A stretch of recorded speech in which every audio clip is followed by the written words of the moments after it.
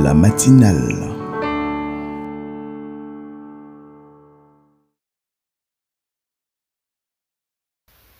Bonjour à tous et bienvenue dans ce numéro de la matinale. Aujourd'hui, nous allons parler d'un sujet un peu délicat, je dirais, mais qui est important, qui est trouver sa moitié lorsqu'on est chrétien ou chrétienne. Nous sommes dans une période où je dirais c'est le temps du mariage parce qu'il fait beau, il fait bon, il fait chaud. Si on se marie, c'est vraiment le bon moment pour s'habiller. On ne craint pas la boue, on ne craint pas la pluie, plutôt la chaleur pour le maquillage. Mais c'est un bon temps pour se marier, même si je sais que on peut se marier qu'en hiver, en été, ou peu importe la saison d'ailleurs. On peut toujours se marier, trouver sa moitié. Et qui est mieux placé pour en parler avec moi si ce n'est que monsieur, mon chéri, monsieur Loridan. Je te reçois dans la matinale avec joie. Bonsoir, tes chères dames. Donc, tu es toujours derrière la caméra, mais aujourd'hui, ça me fait plaisir de t'avoir en face de moi pour pouvoir discuter comme on le fait souvent. Donc, bienvenue dans la matinale, très cher monsieur. Merci. Je te reçois avec joie, de l'amour du Seigneur. C'est un honneur pour moi aussi d'être avec toi cet après-midi pour partager ce moment. C'est toujours avec joie, en tout cas. Tu veux dire ce matin, mon frère? En tout cas, bienvenue. C'est tout à ton honneur. En tout cas, bienvenue à toi. Merci. Donc, si je peux me permettre, monsieur Loridan, as-tu trouvé ta moitié? Alors là, je dirais plus, j'ai trouvé ma trois quarts. C'est Oh! plus que la moitié. Et c'est qui? Je crois que c'est une dame qui n'est pas trop loin de moi. Donc, ça me ferait plaisir de la De rencontrer faire en sa tout cas. connaissance. Ne vous Donc, inquiétez pas. aujourd'hui, il ne s'agit pas de nous, il s'agit, en fait, le sujet est pour tous. Que ce soit quelqu'un qui est déjà marié depuis des années ou qui est encore en train de chercher, de concrétiser une relation ou peut-être sur le point de s'engager, sur le point de se marier. La question est pour tous. Trouver sa moitié, se poser les questions. Il y en a 16 en tout cas. Il y a 16 questions que nous allons poser ensemble. Je dirais même c'est plutôt les 16 principales. Il n'y en a pas que 16. Exactement. Il y en a beaucoup plus, mais on a recensé 16 questions. On a choisi 16 parmi tant de questions qu'on peut se poser avant de s'engager dans une relation, encore moins au mariage. Parce que moi, si je devais comparer le mariage à quelque chose, moi je dirais le mariage est comme une clé, en fait, qui vient ouvrir une porte. La relation, c'est une porte. On commence à construire une maison, la maison n'est pas finie, et le jour que la maison est terminée, on a la clé, le constructeur nous donne la clé, on ouvre la porte et on commence à vivre dans cette maison. Pour moi, le mariage, c'est ça. Donc là, on n'est pas encore jusque-là, on est au début de la relation. Comment trouver sa moitié? Se poser les bonnes questions avant de s'engager dans une relation. Et la première question que je vais poser, c'est est-ce que c'est un disciple de Jésus? Bon. Il ou elle, que ce soit pour la femme ou pour l'homme. La question, on va dire que les questions sont pour les deux personnes. On n'est pas on n'est pas obligé de répondre, monsieur Loridan, monsieur mon mari.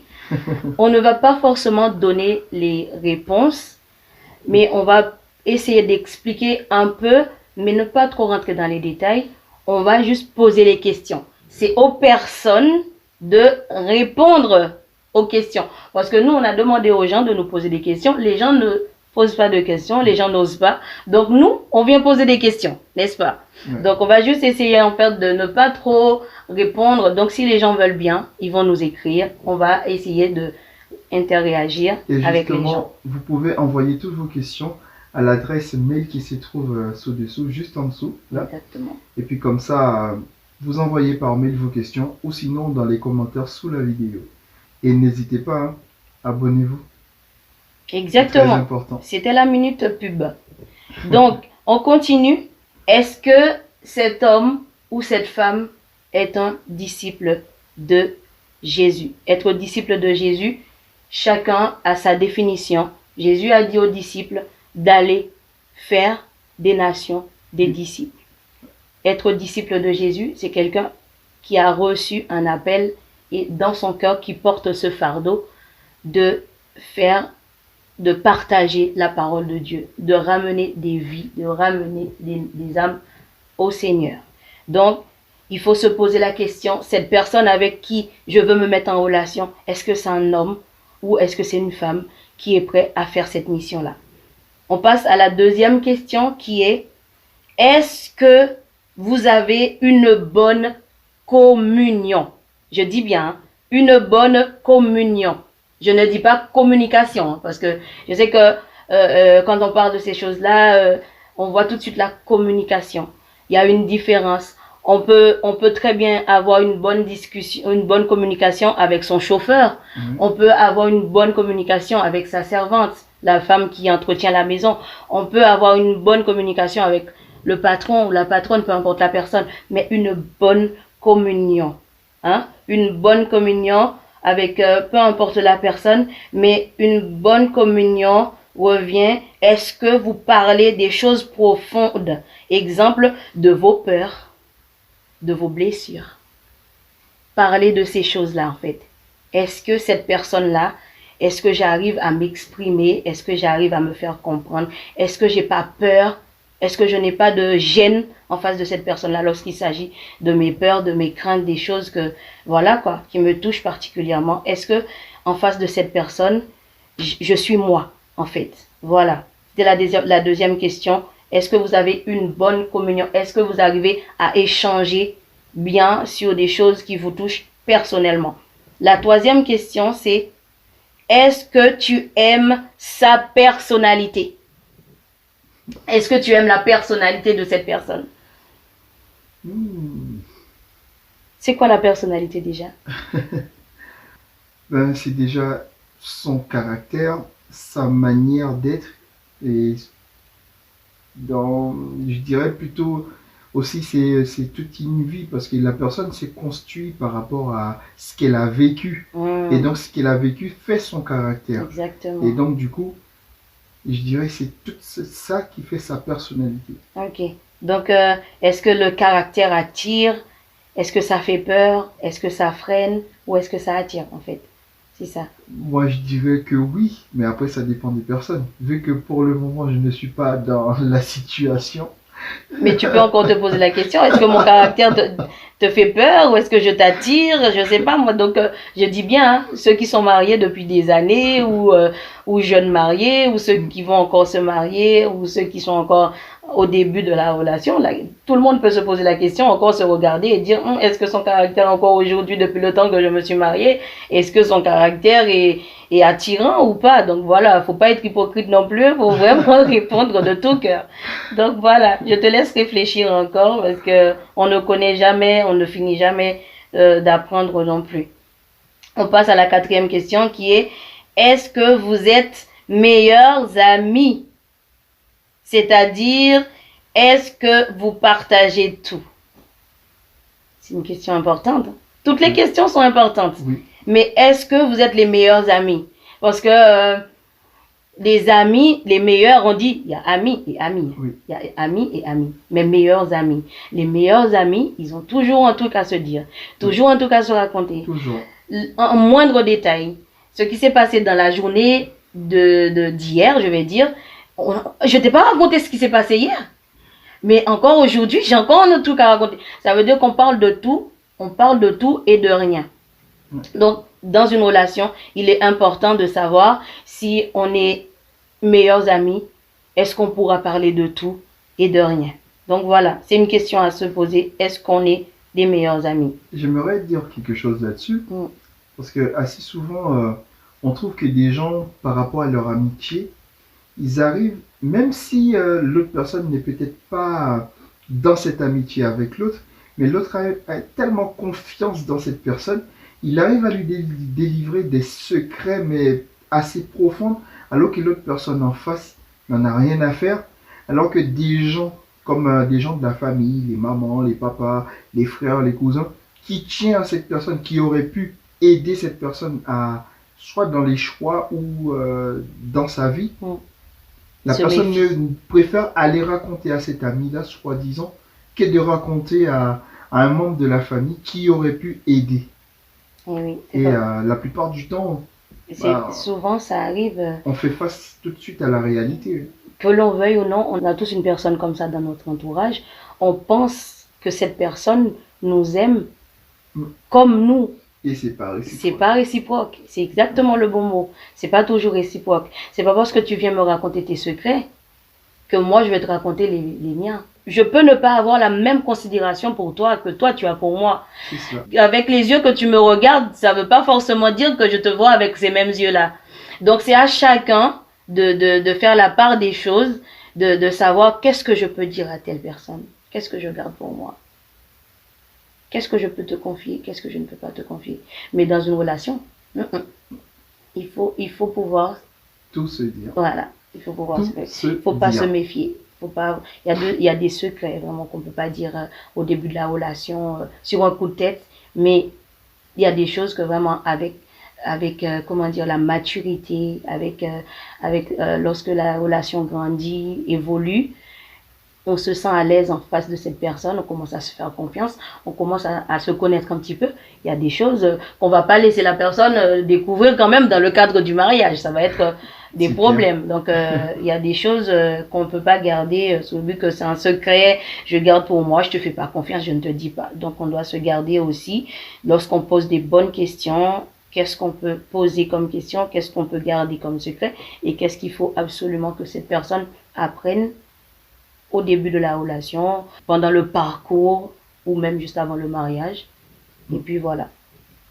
La 5e question est: est-ce que la personne t'attire physiquement? Là, on commence vraiment à monter crescendo dans les questions importantes.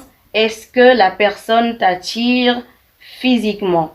Il est important car tu n'auras pas envie de te réveiller le matin à côté de quelqu'un et être effrayé de savoir avec qui tu es.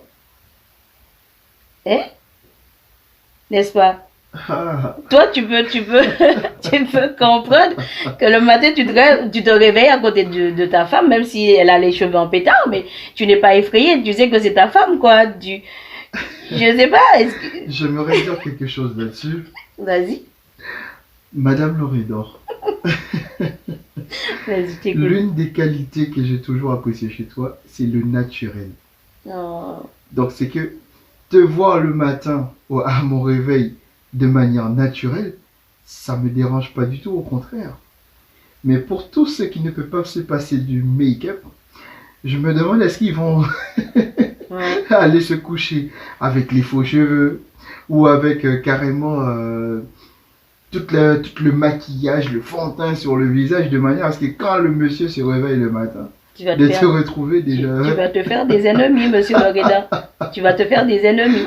En tout cas, on n'est pas là pour ça. On n'est pas là pour ça. Mais en tout cas, posez-vous la question. Donc, posez-vous la question, est-ce que vraiment la personne t'attire physiquement? Parce qu'il est important, faut pas être hypocrite, parce que tu vas pas épouser une femme qui ne t'attire pas physiquement et tu ne vas pas épouser un homme qui ne t'attire pas physiquement. Prenons un exemple de la laine.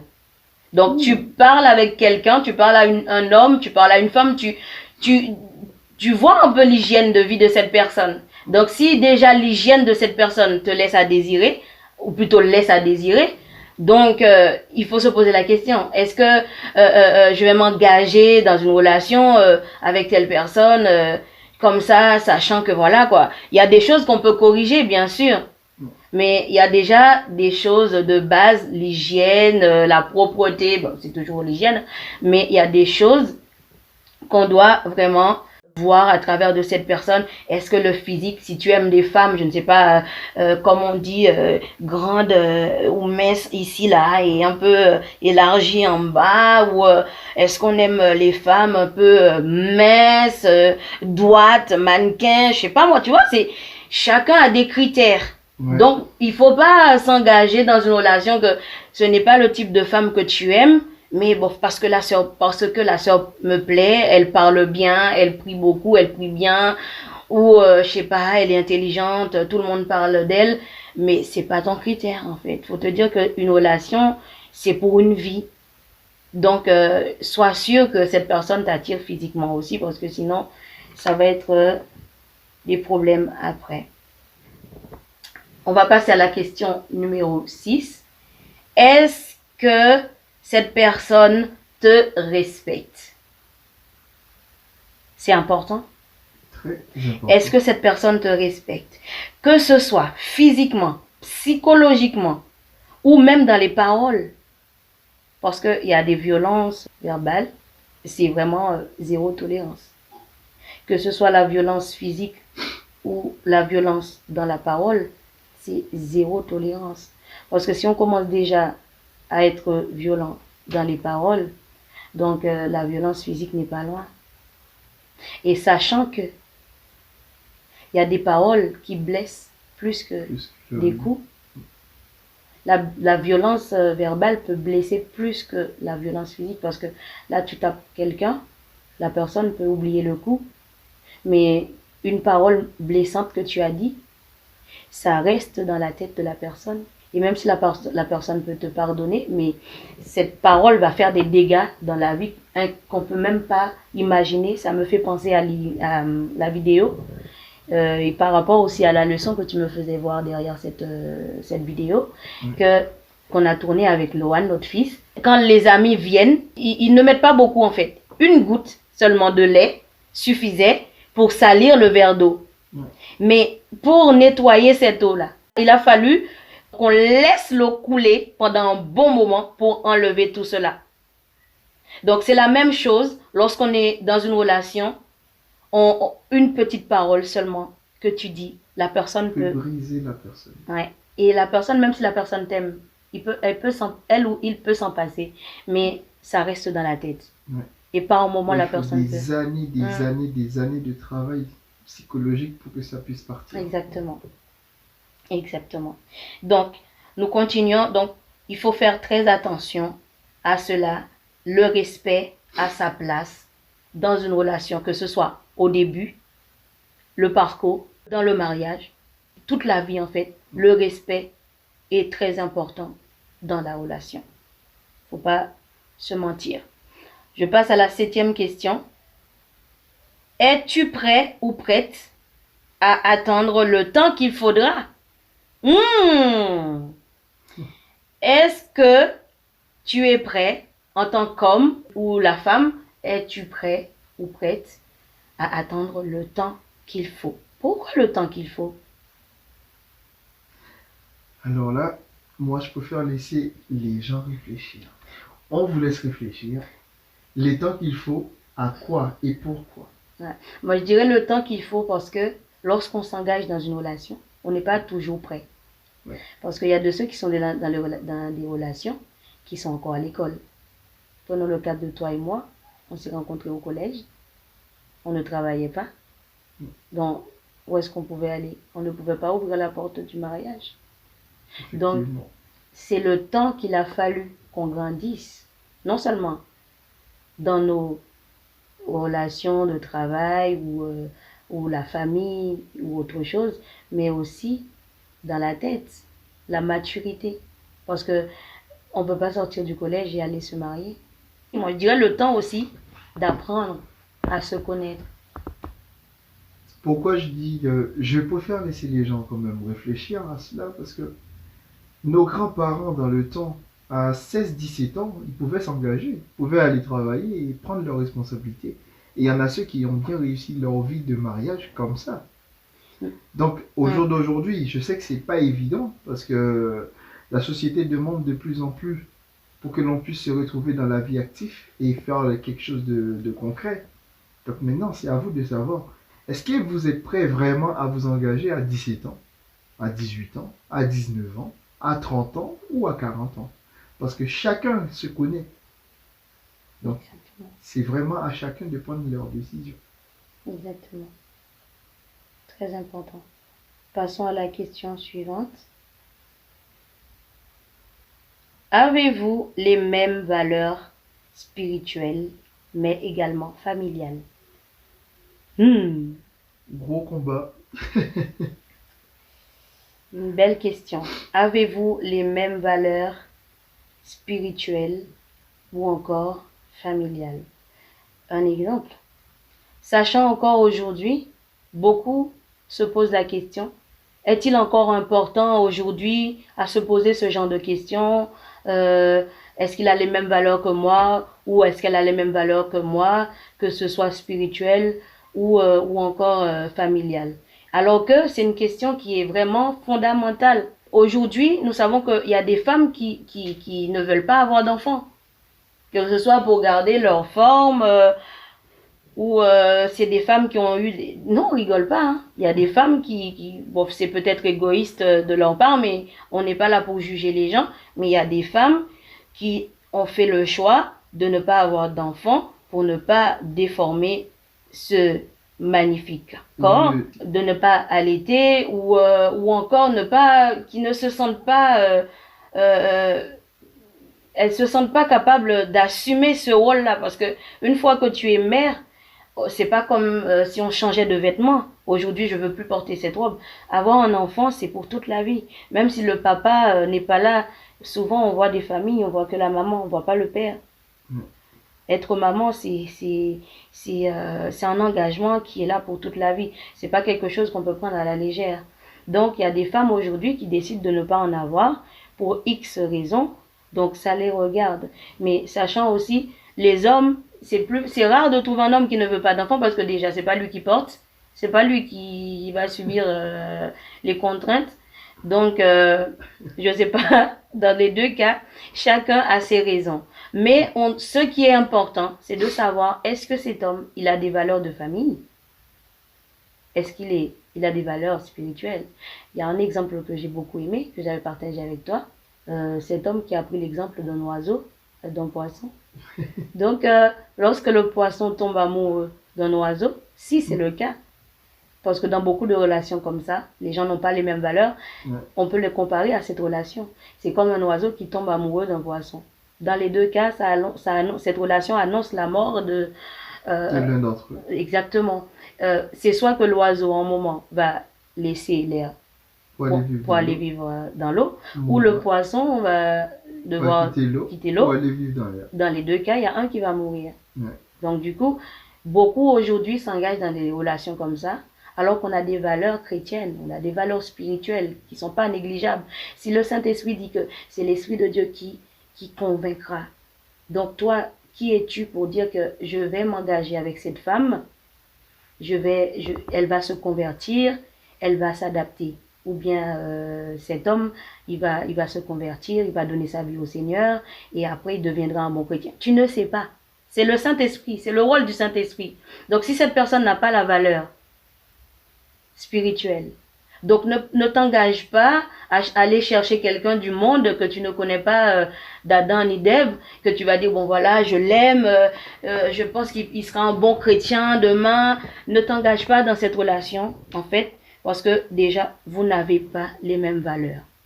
Donc, rassurez-vous d'avoir les mêmes valeurs spirituelles et familiales. Donc, la question suivante, je crois que c'est la 9e question, si je ne me trompe pas. Qu'est-ce que les autorités pensent de cette relation? Lorsque je parle d'autorité, je ne parle pas de l'État, je ne parle pas du maire de la commune, je ne parle pas de je ne sais pas quoi, de la gendarmerie. Je parle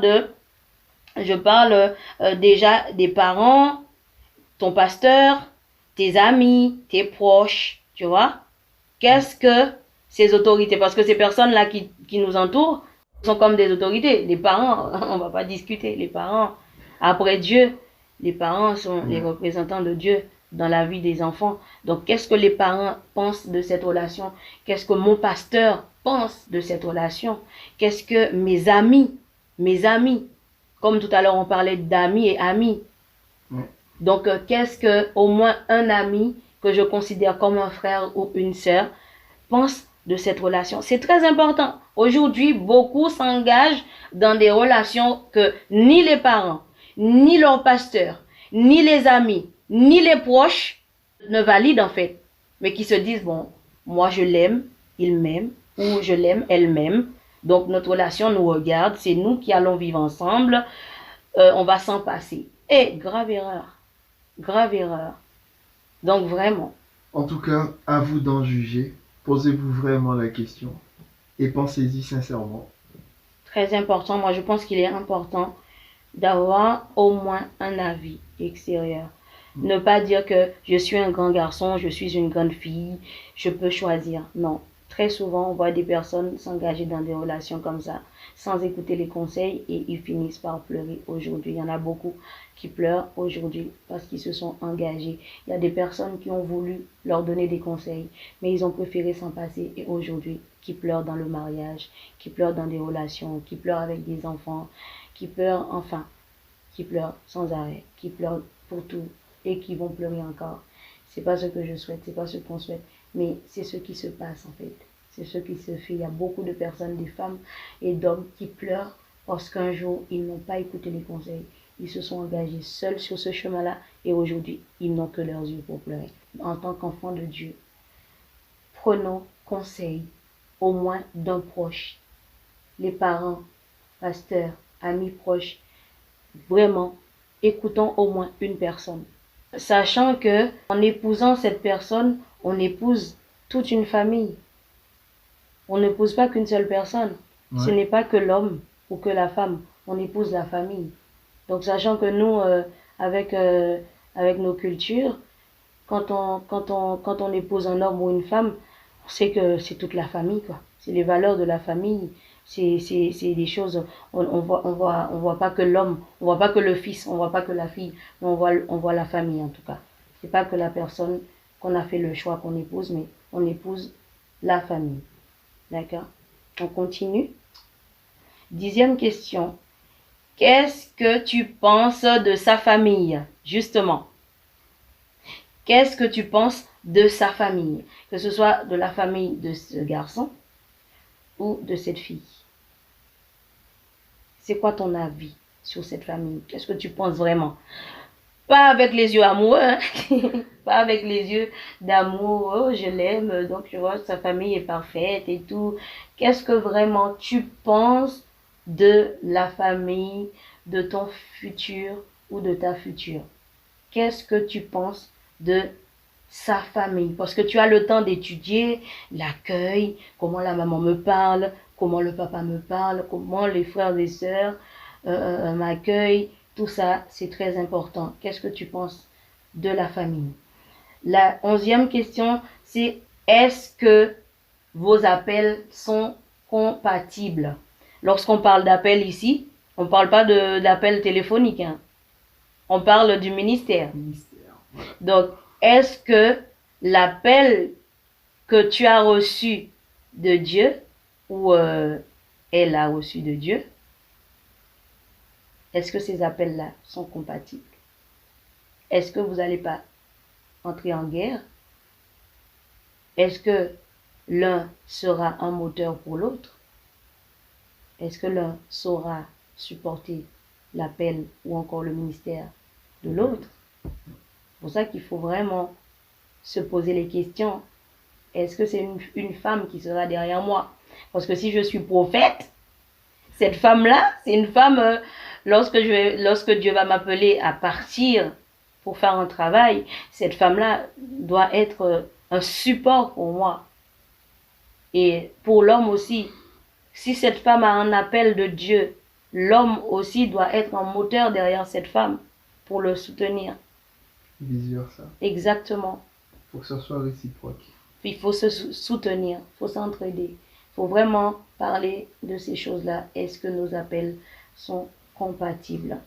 D'autant plus que je dirais qu'il y a pas mal de personnes qui connaissent leur appel de très tôt. Donc si vous le savez, donc déjà raison de plus dans la communion, de pouvoir en discuter, de dire que bon, je sens où j'ai à cœur de ça comme comme appel ou que normalement j'ai déjà reçu confirmation de ça comme appel. Et toi, comment tu vois les choses? Comment tu le vois dans 5 ans, dans 10 ans? Parce que si cette personne-là a un esprit de sagesse où l'Esprit Saint peut aussi révéler, parce que c'est lui qui convainc, c'est lui aussi qui peut révéler. Donc, cette personne-là pourra aussi t'apporter aussi un éclaircissement aussi de la situation, de te dire que, bon ben, par rapport à ça, moi je sais que je pourrais te suivre ou que on va pouvoir faire le chemin ensemble. Faut pas être égoïste en ce sens. Donc, la 12e question, est-ce que je me marie uniquement pour le sexe? Je reprends la question. Je sais que vous êtes dans des trucs tabous, mais dans le mariage, c'est important. Je reprends la question. Est-ce que je me marie uniquement pour le sexe? Je peux dire que non. Je peux même répondre à la question que non. Hier, j'ai vu un homme de Dieu qui parlait dans une émission. Il disait que dans une relation, il était sûr, c'est un homme de Dieu, hein, il était sûr que les femmes à 90% n'est pas trop sur ça, mais que les hommes, plus à 99,9%, les hommes sont plus intéressés par ça. Mais bon, on n'est pas là. Mais sachant que il n'y a pas que cela dans un mariage. Aujourd'hui, si un homme pense que en se mariant, ce sera que ça, qu'il va vivre que de ça, je vous coupe l'appétit direct. Il n'y a pas que ça. Il n'y a pas que ça dans le mariage. Tu ne peux pas te marier que pour cela dans le mariage. Une femme non plus, tu ne peux pas te dire que dans le mariage, bon, je suis chez mes parents, ils me prennent la tête, on me saoule, machin. Je vais me marier, comme ça j'aurai mon mari, on pourra vivre ensemble, on pourra faire nos affaires. Non, il n'y a pas que ça. Il n'y a pas que ça. Vous allez vite vous rendre compte que il n'y a pas que ça en fait. Il n'y a pas que ça dans le mariage. Donc je peux dire catégoriquement non. On ne peut pas se marier que pour cela. Sachant qu'il faut faire attention parce qu'il peut être très dangereux d'aller trop vite. Il peut être très dangereux d'aller trop vite. Aujourd'hui encore, je crois que c'est le pasteur qui a fait entre parenthèses, qui a touché un petit peu ce point-là. Il disait même si vous êtes fiancé, même si vous êtes sur le point de vous marier, abstenez-vous. N'allez pas trop vite. Attendez encore. Ne vous livrez pas à ces choses-là. Donc, on peut faire l'erreur d'aller trop vite. Et après se rendre compte, ah non, c'était pas la femme qu'il me fallait. C'était pas l'homme qu'il me fallait. Donc, sauf que l'étape est déjà brûlée. Donc, ne pas aller trop vite. Donc, on passe à la question suivante. Est-ce que vous êtes capable de gérer vos conflits? Très important. Très important. Est-ce que vous pouvez gérer vos conflits? Sachant qu'il y aura toujours des conflits. Peu importe la relation entre mère et fils, père et fils, mari et femme, la société et je ne sais pas qui, il y aura toujours des conflits dans les relations et personne ne me dira le contraire. Mais personne. Il y aura toujours des conflits. Et si vous ne savez pas les gérer ensemble, c'est qu'il y a une incompatibilité. Donc, vous n'êtes pas compatible dans les caractères. On en a parlé un peu tantôt du caractère et là, ça revient. Si vous n'arrivez pas à gérer les problèmes, voilà, comme tu as dit. Le mot ne veut pas sortir. Un problème de compatibilité. Voilà, comme il a dit. Donc, dans les caractères surtout. Parce que si l'homme a un caractère fort, la femme a un caractère fort. Je dis non, toi tu dis oui. Je dis non, toi tu dis oui. Je dis oui, toi tu dis non. Là, c'est un gros problème de caractère. Il faut toujours, dans une relation, un qui va quand même être plus souple. Il faut qu'il y ait une petite gestion des niveaux. Exactement. Quand on les montre, il faut que l'autre arrive à soit modérer, soit baisser. Parce que si les deux montent en même temps, C'est chaud. forcément, ça va exploser. Ouais. Et on ne veut pas appeler ça explosion ici. On ne veut pas qu'explosion s'explose ici. Donc, on passe à la question suivante. Es-tu à l'aise avec son rang social? Champagne? Non, jus d'orange ou coca. Non, mais franchement, la question est belle. Es-tu à l'aise avec son rang social? Parce que pour certains, ou peut-être pour certaines personnes, ça peut poser des problèmes. Hein. Il y a des personnes qui gagnent très bien leur vie et il y a d'autres qui gagnent moins bien leur vie. Il y a des gens qui vont fréquenter des personnes des personnes haut placées et d'autres, c'est pas important de savoir si tu es de telle classe ou je sais pas moi comment dire ça. Mais il y a des personnes qui ne se soucient pas de ce genre de détails en fait. Mais il y a toujours des personnes qui sont un peu, je vais pas dire des mots pour ne pas être déplacé ou déranger l'esprit de quiconque, mais il y a des personnes souvent qui font attention, pendant que d'autres peuvent s'en passer, mais il y a des personnes qui tiennent à ça. Il faut que tu aies un certain niveau lorsque tu parles, lorsque tu t'assois, lorsque tu regardes, lorsque tu tiens une tasse, un verre d'eau, lorsque tu manges, la manière que tu tiens les couverts, tout ça, comment tu mets tes coudes ou même tes pieds encore sur la table. Tout ça, c'est très important. Il y a des personnes qui font attention à ces détails-là. Donc, si tu es à l'aise en face de ces personnes-là, lorsque tu es avec lui ou avec elle, comme je dis depuis le début, les questions sont pour les hommes et pour les femmes également. Faudrait que vous vous posez à tous les deux les bonnes questions. Ces 16 questions clés, de manière à vraiment arriver sur un bon résultat. Parce que si vous, je dirais même toutes les questions sont importantes. S'il y en a un qui passe à la trappe, ah ben forcément ça va coincer demain. Je crois qu'on est arrivé à la 15e question. 15e question. Qui est une question très très importante. Lorsque tu es dans la prière à propos de cette personne, es-tu en paix? Es-tu en paix? Lorsque tu es en prière concernant cet homme ou cette femme, est-ce que dans ton esprit, tu es en paix? Est-ce que lorsque tu pries, tu n'es pas en train de douter en fait? Est-ce que tu n'es pas en train de douter de la sincérité de cette personne, de la maturité de cette personne? Je ne sais pas moi, les questions que vous vous posez, vous les savez. Donc, est-ce que lorsque tu es dans la prière, est-ce que tu es en paix? Est-ce que le Saint-Esprit vient confirmer dans ton cœur que c'est vraiment cette personne-là? C'est vraiment cette femme-là? C'est vraiment cet homme-là qu'il te faut?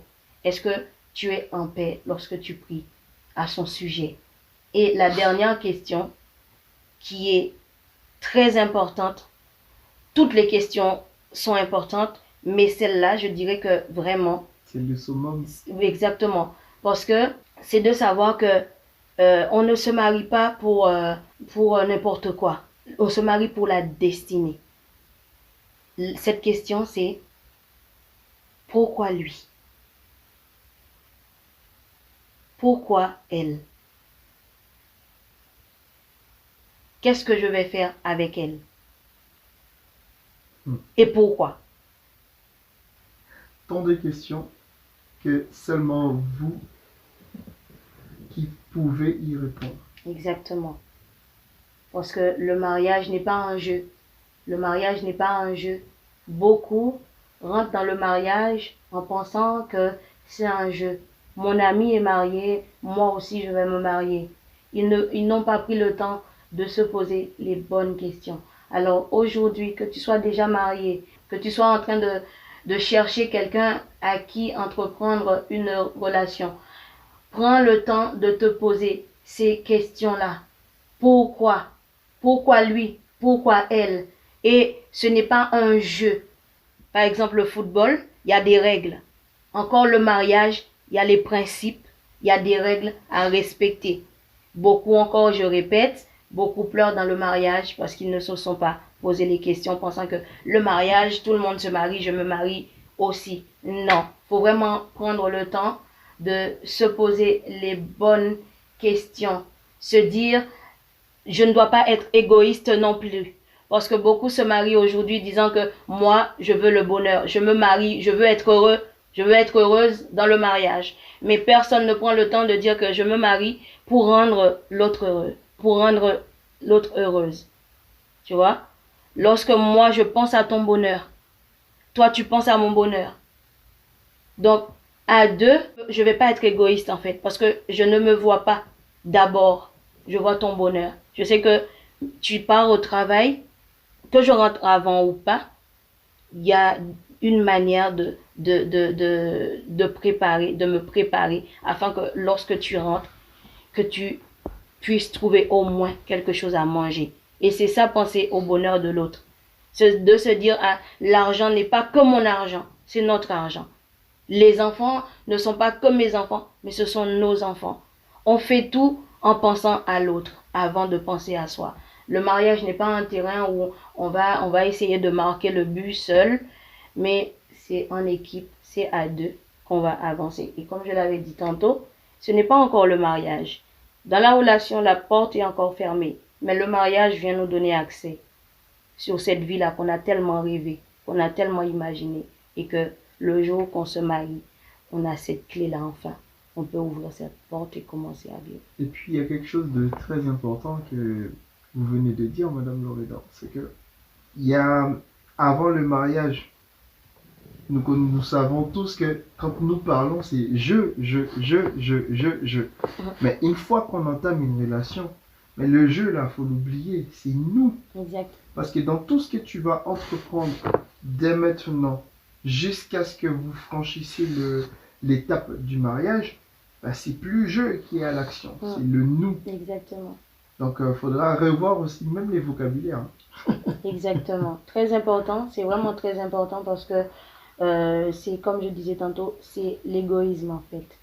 On pense à soi, on voit que notre petite personne, on oublie l'autre, alors que non. C'est le nous est devenu, le je est devenu nous. En tout cas, merci d'avoir écouté, merci d'avoir suivi. N'hésitez pas à partager, n'hésitez pas à nous écrire si vous voulez participer avec nous dans une émission ou si vous voulez nous poser des questions. Vous pouvez nous écrire sur l'adresse de l'émission. N'hésitez pas, ce sera avec plaisir que nous prendrons le temps de vous répondre. En tout cas, Monsieur Loredan, merci d'être venu. Je n'ai pas eu beaucoup de trajets à faire. C'est vrai. En tout cas, ça fait plaisir de discuter avec toi. Et moi aussi. Toujours un plaisir. En tout cas, que Dieu te bénisse. Merci. Que Dieu multiplie tes bénédictions. Sois béni aussi, Madame Loredan, pour le travail que vous faites. En tout cas, bon courage. Pourquoi tu me vois? Donc, que Dieu te bénisse abondamment. Monsieur me vous voit. C'est tout à mon honneur, j'en prends. Donc, bienvenue et plutôt à une prochaine fois pour un autre numéro dans la matinale. Bye bye. Bye bye. À bientôt. Soyez bénis.